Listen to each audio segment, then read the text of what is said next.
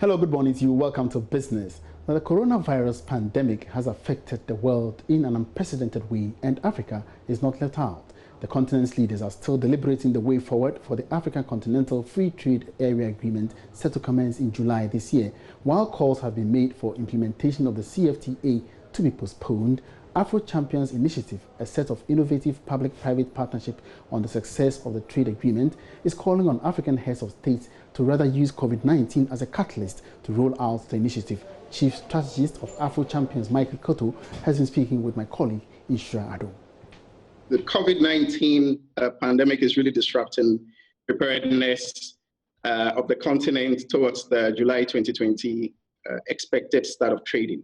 And I'll give you a couple of ways in which it is disrupting the AFCFTA preparedness already. So the first one is that the Accra Secretariat of the AFCFTA was supposed to have opened in March. That had to be postponed because of the pandemic. So the Secretariat is currently operating temporarily out of Addis Ababa. They were in the process of recruiting staff and teams to work with the new Secretary General who had been appointed. All of that has been disrupted. Number two is that there were some critical negotiations to complete the outstanding negotiations in order for the July start of trading to start. So all those negotiations that were ongoing very rapidly have all been disrupted because the negotiation teams from the various countries cannot travel to meet and do the negotiations. So negotiations have also been disrupted. Country preparedness obviously will also be impacted because now countries have diverted all their attention to fight the pandemic.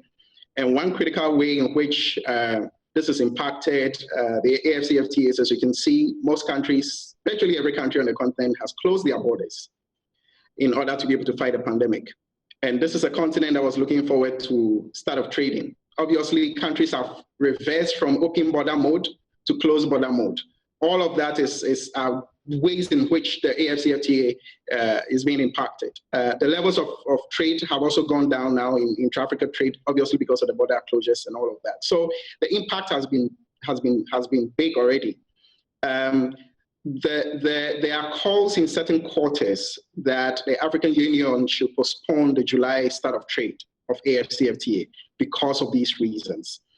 And Afro Champions has looked critically at the situation.